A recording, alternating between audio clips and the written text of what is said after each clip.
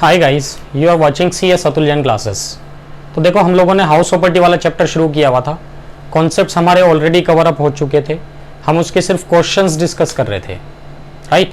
तो आज हम लोग चलते हैं, देखो क्वेश्चन नंबर 21 पे। फॉर्मेट मैंने ऑलरेडी बना के छोड़ा हुआ, ये आप लोगों को पता ही है। तो क्वेश्चन नंबर 21 की बात कर रहा हूँ। देखो ये लो जी, लिख देता हूँ क्वेश्चन नंबर 21। ठीक है, चलो। तो देखो क्वेश्चन 21 क्या कहता है। Mrs Sulekha is the owner of 2 storeyed house in Chennai. इनके पास 2 मंजिला मकान है, राइट। और जैसे जैसे क्वेश्चन आप पढ़ते हो ना, वैसे वैसे क्वेश्चन को ड्रॉ कर लिया करो, काम आसान हो जाएगा। एग्जाम में भी कर सकते हैं प्रैक्टिस आप।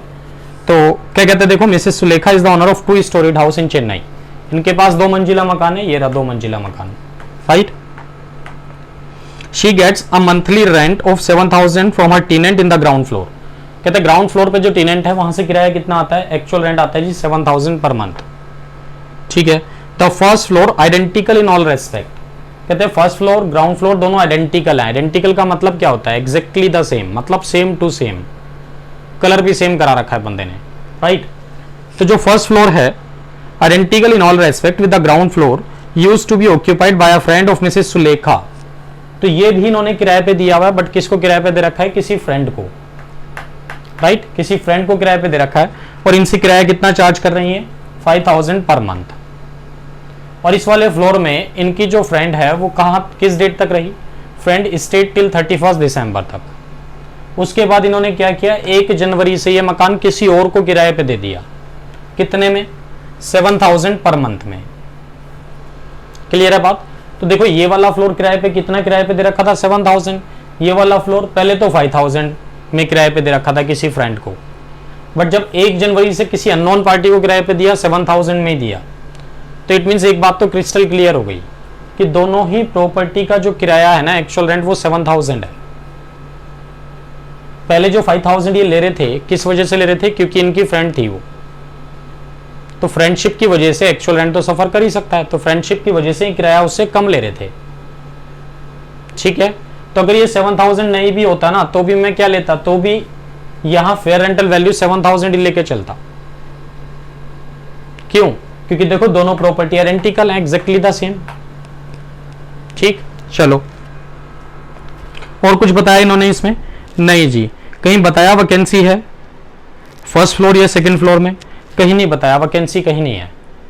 तो पहले तो ना मैं जीए निकाल रहा हूं उस वाले फ्लोर का जो आपने अननोन पार्टी को लेट आउट किया हुआ है। अननोन पार्टी को कौन से वाला पोर्शन लेट आउट किया हुआ है, ग्राउंड फ्लोर। तो पहले मैं इसका जीएवी निकाल रहा हूं, उसके जीएवी की बात बाद में करूंगा। डन।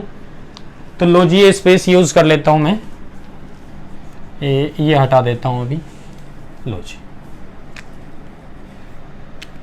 तो मैं क्या कर रहा हूं अभी, ग्राउंड फ्लोर का जीएवी कैलकुलेट कर रहा हूं, फिर फर्स्ट फ्लोर के जीएवी पे आऊंगा जी। ग्राउंड फ्लोर, फर्स्ट फ्लोर, ठीक है। तो ग्राउंड फ्लोर का जीएवी निकालना है। बताओ ए सिचुएशन में निकालूं, बी में कि सी में। ए में तो जाने का मतलब नहीं है क्योंकि एक्चुअल रेंट आ रहा है। ए में कब जाना होता है, जब प्रॉपर्टी सेल्फ ऑक्यूपाइड हो, वो भी throughout the year, means whole of the year, ठीक है। तो ए सिचुएशन में जाने का तो क्वेश्चन ही राइज नहीं होता। बी में इसलिए नहीं जाएंगे क्योंकि वैकेंसी नहीं है। तो बी में कब जाते हैं, जब वैकेंसी हो। वैकेंसी है नहीं, तो कहां जाना पड़ेगा हमें, सी सिचुएशन में। सी सिचुएशन में जीवी आपको याद होगा कैसे निकालते थे हम लोग। सबसे पहले एमवी ले लो जी, क्वेश्चन में है एमवी नहीं है। फिर एफआरवी ले लो, क्वेश्चन में है एफआरवी, एफआरवी भी नहीं है। और देखो मैंने एक चीज और बताई थी कि अगर क्वेश्चन में एफआरवी ना हो ना, तो हमें क्या करना चाहिए, एक्चुअल रेंट ले लेना चाहिए, वो भी 12 मंथ्स का। तो actual rent of 12 months will be considered as FRV. तो एक्चुअल रेंट है कितना इस पोर्शन का, 7,000 पर मंथ। तो 7,000 इंटू 12 कितना हो गया, 84,000। तो इसका जीएवी तो था नहीं भाई, नील था, यार दिया ही नहीं था ये क्वेश्चन तो, है ना, म्युनिसिपल वैल्यू दिया ही नहीं है क्वेश्चन में। तो whichever is higher means कितना ले लो, 84,000। और ये कितना है आपका स्टैंडर्ड रेंट है क्या क्वेश्चन में, वो भी नहीं दिया हुआ। विच एवर इज लोअर कितना ले लूँ, बताओ 84,000 ही आएगा। फिर उसका कंपैरिजन आप किससे करते हो, एक्चुअल रेंट से। एक्चुअल रेंट भी कितना है आपका, कुछ दिया नहीं, 84,000 ही था ना एक्चुअल रेंट। तो विच एवर इज हायर मतलब 84,000। तो जीएवी कितना आ गया जी, 84,000 आ गया इसका तो, ठीक है। तो मीन्स ग्राउंड फ्लोर का जीएवी कितना आ गया, 84,000। ये लो, चलो जी। अब मैं किसका जीएवी निकाल रहा हूँ भाई, फर्स्ट फ्लोर का। फर्स्ट फ्लोर का जीएवी अगर निकालना हो तो अगेन सी सिचुएशन में निकालोगे क्योंकि वैकेंसी तो है नहीं। अब जरा देखो एमवी है क्या क्वेश्चन में, एमवी तो यहाँ भी नहीं है, और एफआरवी भी नहीं दिया हुआ। बट अगर एफआरवी ना दिया हो तो actual rent of 12 months will be considered as FRV. तो इस प्रॉपर्टी का एक्चुअल रेंट है कितना? अब देखो इस प्रॉपर्टी का जो एक्चुअल रेंट है ना, शुरू के 9 महीने तो रहा 5000 पर मंथ, उसके बाद हो गया था 3 महीने के लिए 7000 पर मंथ, एक्चुअल रेंट की अगर मैं बात करूं। ठीक है, अब एक बात सोचो, ये दोनों प्रॉपर्टी आइडेंटिकल है कि नहीं है?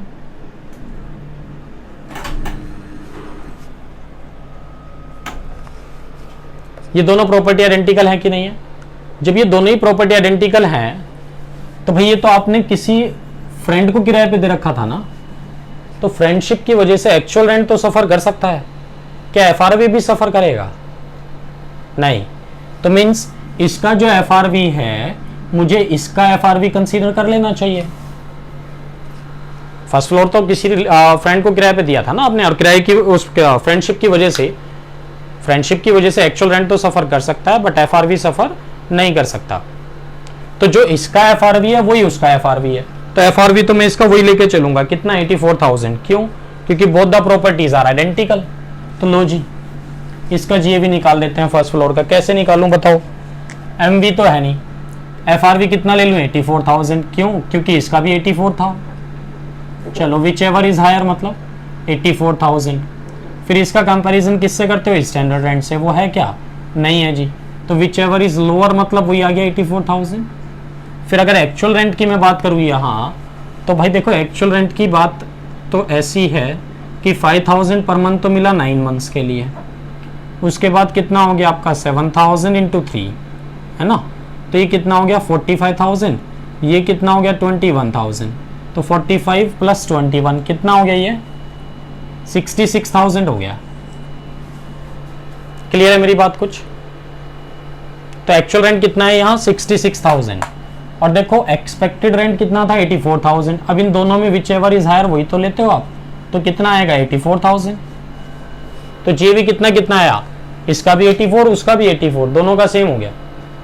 चलो, तो जीएवी तो मैंने आपको बता दिया निकाल के यहाँ। अब मैं सीधे सीधे एक सोल्यूशन पे आता हूँ इसके। अब लो जी, ये नीचे का वर्किंग नोट भी देखो मैं रब कर रहा हूँ, जीएवी निकालने के लिए लिखा था बस मैंने ये। चलो जी, तो देखो यहाँ 2 फ्लोर हैं आपके पास, तो इसलिए अमाउंट के कॉलम भी 2 बनेंगे। एक तो मैं बना रहा हूँ ग्राउंड फ्लोर वाला, एक कॉलम बना रहा हूँ फर्स्ट फ्लोर वाला। तो दोनों का ही जीएवी 84,000 आया था, अभी हम लोगों ने कैलकुलेट किया था। अब इसमें से माइनस करो जी municipal taxes paid by owner, है ना? पेड को भी अंडरलाइन किया हुआ देखो, ओनर को भी।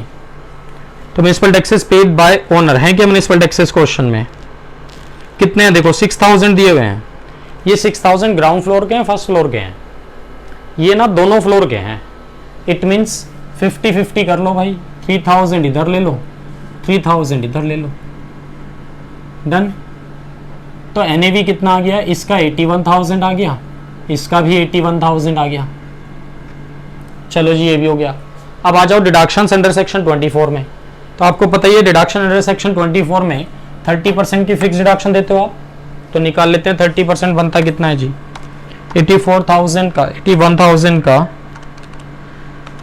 30% अगर मैं कैलकुलेट करूं भाई तो ये आता है 24,300, 24,300, 24,300, डन। अब चेक करो इंटरेस्ट ऑन लोन भी दिया है क्या क्वेश्चन में? बिल्कुल है जी, interest on loan taken for construction of first floor. तो सिर्फ फर्स्ट फ्लोर के लिए लोन लिया हुआ है, सेकंड के लिए नहीं लिया, मतलब ग्राउंड फ्लोर के लिए नहीं है। तो ग्राउंड फ्लोर के लिए जब लोन लिया ही नहीं तो इंटरेस्ट की डिडक्शन का क्वेश्चन ही अराइज नहीं होता। ठीक है, तो भैया फर्स्ट फ्लोर के लिए आपने लोन लिया हुआ है तो डिडक्शन भी फर्स्ट फ्लोर में ही देंगे। ठीक है, कितना इंटरेस्ट है? 20,000 का दे रखा है, सीधे सीधे कुछ नहीं बताया प्री का कितना, पोस्ट का कितना। तो बाय डिफॉल्ट क्या मान के चलते हैं हम लोग? पोस्ट का ही रहा होगा। कितना? 20,000। चलो जी, ये भी हो गया। उसके बाद कुछ और बचा है? नहीं। तो बैलेंस निकाल लो कितना आ रहा है, बस आंसर आ जाएगा। 81,000 से 24,300 अगर मैं माइनस करूं तो कितना आता है? 10 - 3 7, 10 - 4 6, 7 माइनस 2 5, 56,700। इसकी अगर मैं बात करूं तो देखो ये कितना हो गया 44,300 ना। 81,000 से अगर मैं माइनस कर दूं कितना 20 और 24 44,300 रुपये, तो कितना आएगा 36,700 रुपये आ जाएगा ये, है ना। 36,700 रुपये आ जाएगा ये। तो लो जी 36,700 रुपये। प्लस का बचा माइनस का बचा, ऑब्वियसली प्लस का ही बचा, ठीक है ना। ठीक है जी। तो ग्राउंड फ्लोर की इनकम कितनी आती है देखो 56,700, और सेकंड इसकी फर्स्ट फ्लोर की इनकम कितनी आती है 36,700। दोनों का अगर मैं जोड़ दूं तो हाउस प्रॉपर्टी की इनकम आ जाएगी। ये लो हाउस प्रॉपर्टी की इनकम निकाल रहा हूं भाई। तो ग्राउंड फ्लोर की अगर मैं बात करूं तो कितना आया 56,700, और भाई फर्स्ट फ्लोर की अगर बात करूं तो कितना आया 36,700, है ना। 0 0 7 7 14 4 1 और 6 7 6 13 3 1 और 5 6 3 9 93,400 ना हाउस प्रॉपर्टी की इनकम आ गई। अब चेक करो कहीं अनरियलाइज्ड रेंट की रिकवरी वगैरह कुछ दिया हो क्वेश्चन में, है क्या? नहीं है जी। कोई और किसी 4 हेड की इनकम अगर है तो वो भी नहीं है। तो बस यही आंसर था जी। देखो 93,400 और ये आंसर हमारा आ गया। देखो 93,400 मैच कर गया बिल्कुल। ये था क्वेश्चन नंबर 21, ठीक है। और इस क्वेश्चन में देखो असेसमेंट ईयर से कोई फर्क नहीं पड़ेगा, चाहे आपका असेसमेंट ईयर कौन से वाला हो, 1920 हो एंड चाहे 2021 हो, दोनों के लिए सेम रहेगा। मींस बीकॉम के लिए भी सेम रहेगा और सीएस के लिए भी सेम रहेगा। क्लियर है बात? इसके सॉल्यूशन में कोई चेंज नहीं आएगा, चाहे बीकॉम के पॉइंट ऑफ व्यू से करो इस क्वेश्चन को सॉल्व, चाहे सीएस के पॉइंट ऑफ व्यू से। ठीक है, डन। इसको नोट करो फटाफट, फिर नेक्स्ट क्वेश्चन पे चलते हैं जी।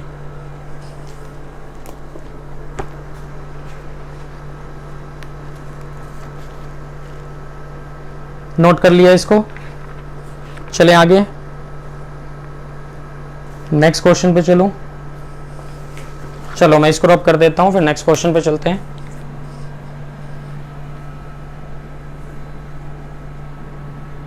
और देखो मैं फॉर्मेट रब नहीं कर रहा हूं, मैं फॉर्मेट तो इसी में फिल इन द ब्लैंक्स कर दूंगा। ये लो, ठीक है, ये लो।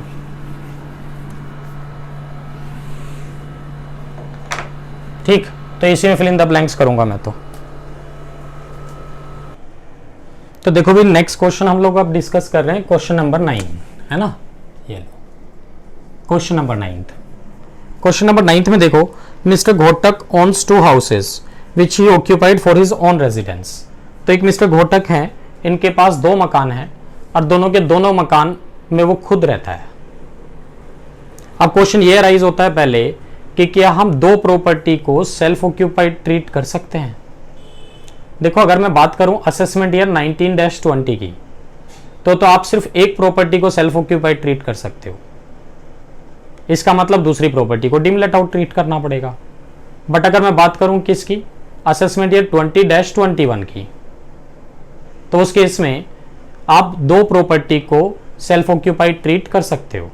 डन। तो देखो इस क्वेश्चन में ना दोनों असेसमेंट ईयर में चेंज आएगा, मतलब 1920 के अकॉर्डिंग सोल्यूशन कुछ और बनेगा और 2021 के अकॉर्डिंग सोल्यूशन कुछ और बनेगा। तो 1920 किसका है, बीकॉम वालों का है, 2021 किसका है, सीएस वालों का है।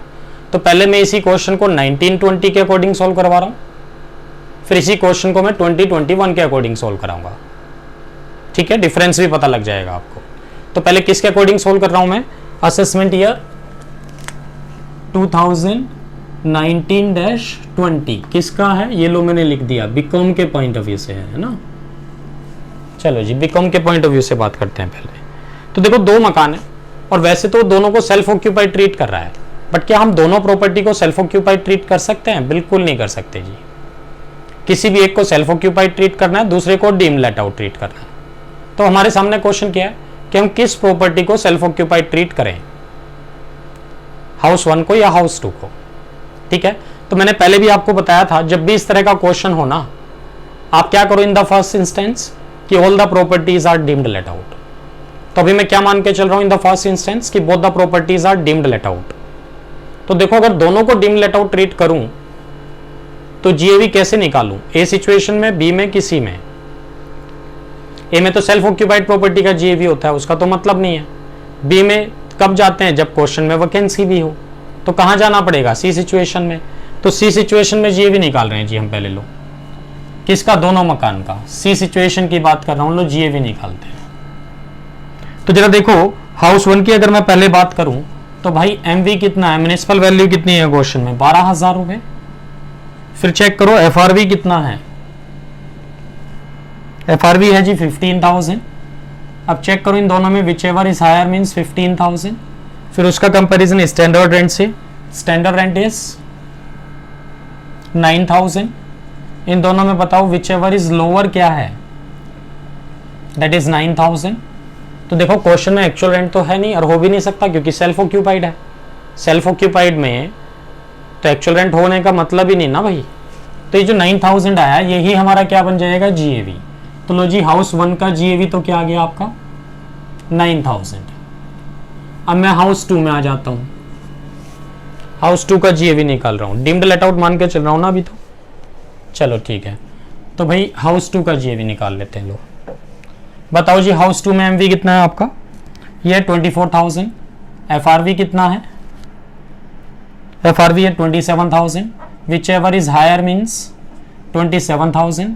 फिर उसका कंपैरिजन आप किससे करेंगे, स्टैंडर्ड रेंट से, कितना है 20,400।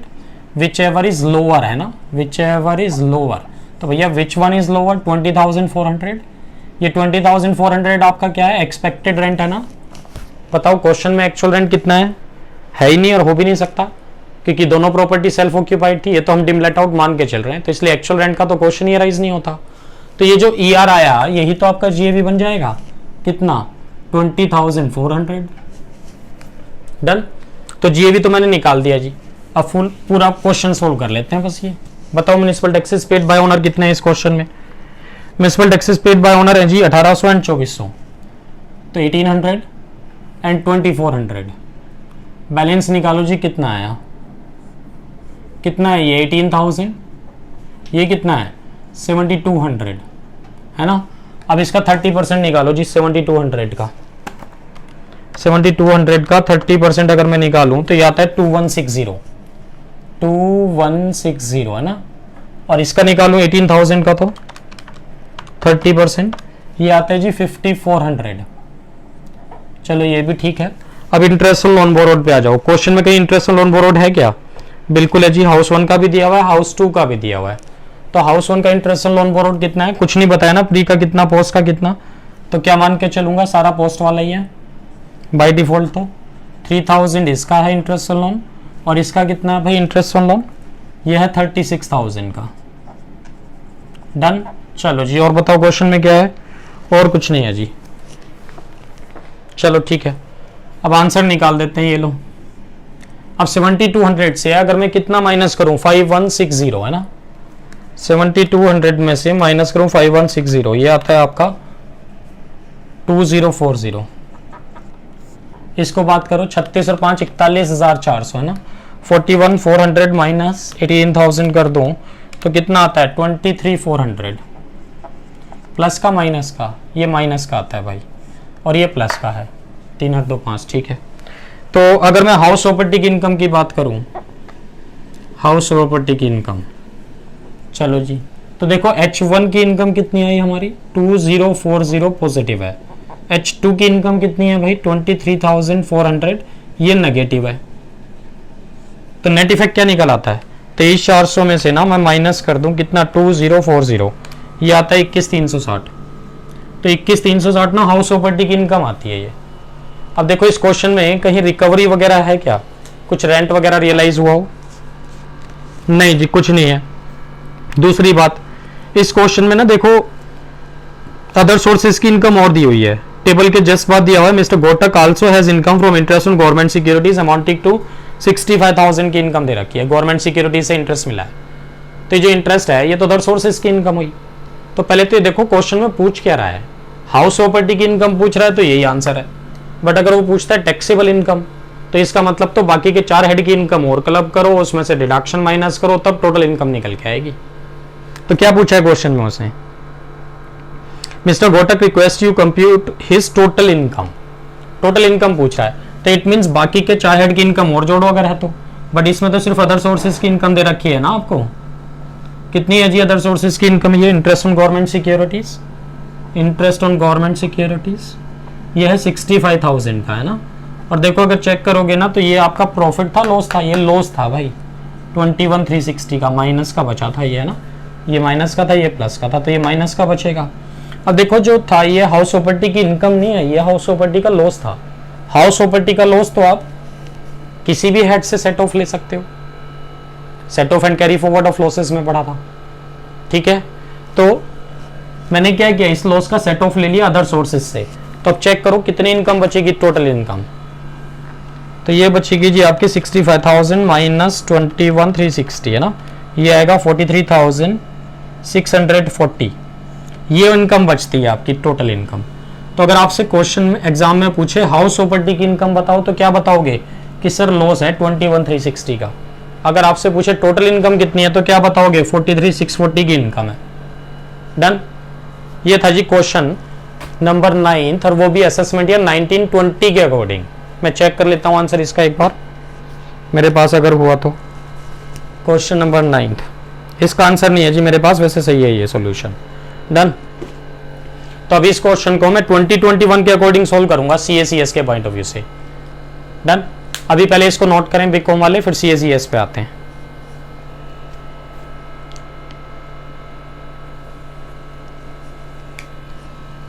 ठीक है जी, नोट कर लिया सबने, रब कर दो इसको। तो लो जी, अब हम इसी क्वेश्चन को किसके अकॉर्डिंग सोल्व कर रहे हैं, CACS के पॉइंट ऑफ व्यू से। तो उनका असेसमेंट ईयर क्या चलेगा भाई, उनका असेसमेंट ईयर चलेगा 2020-21 है ना। किसके लिए है, CA-CS के लिए, ठीक है। CACS के पॉइंट ऑफ व्यू से चलें तो देखो असेसमेंट ईयर 2021 से क्या किया इन्होंने कि आप 2 प्रॉपर्टी को सेल्फ ऑक्यूपाइड ट्रीट कर सकते हैं, और इस क्वेश्चन में भी 2 ही मकान थे बेचारे के पास, तो बस ठीक है उसने दोनों को सेल्फ ऑक्यूपाइड ट्रीट कर लिया, इसमें तो कोई गड़बड़ वाली बात नहीं है। तो इसमें तो डिम लेट आउट करने की जरूरत ही नहीं है, मैं अजम्पशन लेने की जरूरत ही नहीं है कुछ भी। तो क्या मान के चलूंगा मैं, मानना क्या है, वो तो क्वेश्चन में खुद दिया है उसने कि दोनों प्रॉपर्टी सेल्फ ऑक्यूपाइड है। 2021 ये कहता है आज की डेट में ठीक है 2 प्रॉपर्टी को आप सेल्फ ऑक्यूपाइड ट्रीट कर सकते हैं, उसने कर लिया। तो अगर सेल्फ ऑक्यूपाइड ट्रीट करोगे तो भाई GAV कैसे निकालोगे आप दोनों प्रॉपर्टी का, ए सिचुएशन में जाओगे, ए सिचुएशन में GAV तो हमेशा क्या रहता है, नील। तो ये लो जी, इसका GAV भी नील, इसका GAV भी नील। डन। अब जब GAV ही नील ले लिया आपने तो म्युनिसिपल टैक्सेस की डिडक्शन तो आपको मिलेगी नहीं, डैश। जब इनकम पे टैक्स नहीं दे रहे तो एक्सपेंसेस की डिडक्शन क्यों देंगे, तो भैया NAV भी आपका क्या आ गया, नील। अब इस नील का 30% अगर मैं लूं तो ये भी नील, ये भी नील। डन। अब इंटरेस्ट ऑन लोन बोरोड की बात बचती है भाई, देखो इंटरेस्ट ऑन लोन बोरोड की डिडक्शन तो आपको फिर भी मिलेगी, ठीक है चलो, और दोनों ही प्रॉपर्टी में मिलेगी।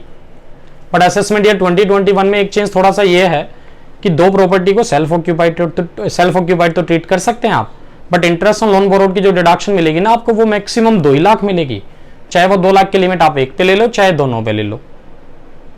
क्लियर है बात मेरी, ठीक है। तो इंटरेस्ट ऑन लोन बोरोड की बात करो जी, सेल्फ ऑक्यूपाइड का केस है दोनों ही केसेस में। तो इंटरेस्ट ऑन लोन बोरोड है 3,000 तो इसका है, और भाई 36,000 इसका है, ठीक है। इनकम तो कुछ है नहीं, इंटरेस्ट की डिडक्शन हमने और दे दी, तो भैया ये इनकम आ गई 3,000 की नेगेटिव, और ये वाली इनकम आ गई 36,000 की नेगेटिव। डन। तो दोनों ही इनकम नेगेटिव आ गई, तो इंटरेस्ट की डिडक्शन हम 2 लाख से ज्यादा दी नहीं दोनों प्रॉपर्टी पे। तो अगर 2 लाख से ज्यादा बन रही होती ना दोनों प्रॉपर्टी पे तो हम 2 लाख की डिडक्शन देते हैं मैक्सिमम, बट ये तो दोनों मिला के 2 लाख से कम है। तो ठीक है, अब बता दो जी इनकम कैसे कैसे निकाल दूं, ये लो असेसमेंट ईयर 2021 के हिसाब से है ना। चलो तो बताओ हाउस 1 की इनकम कितनी है जी, 3,000 है लॉस, ये लो 3,000 का लॉस है, और हाउस 2 का 36,000 का लॉस है, दोनों मिला के कितने का लॉस हो गया, 39,000 का लॉस हो गया, नेगेटिव इनकम है। और आपको पता ही है हाउस प्रॉपर्टी का लॉस आप किसी भी हेड से सेट ऑफ ले सकते हैं, तो मैंने अदर सोर्सेज से सेट ऑफ ले लिया भाई। कितना आता है, 65,000 माइनस 39,000 है ना, ये आएगा 26,000। लो जी 26,000, तो 26,000 टोटल इनकम आ गई। तो अगर 2021 वालों से मतलब CA/CS वालों से पूछे एग्जाम में कि हाउस प्रॉपर्टी की इनकम बताओ तो कितना बताओगे? 39,000। अगर पूछे टोटल इनकम बताओ तो कितना बताओगे? 26,000। डन। तो ये था जी क्वेश्चन नंबर 9। तो दोनों के पॉइंट ऑफ व्यू से डिस्कस किया मैंने, बीकॉम के पॉइंट ऑफ व्यू से भी और CA/CS के पॉइंट ऑफ व्यू से भी। इसको नोट करो फटाफट, फिर नेक्स्ट क्वेश्चन पे चलते हैं।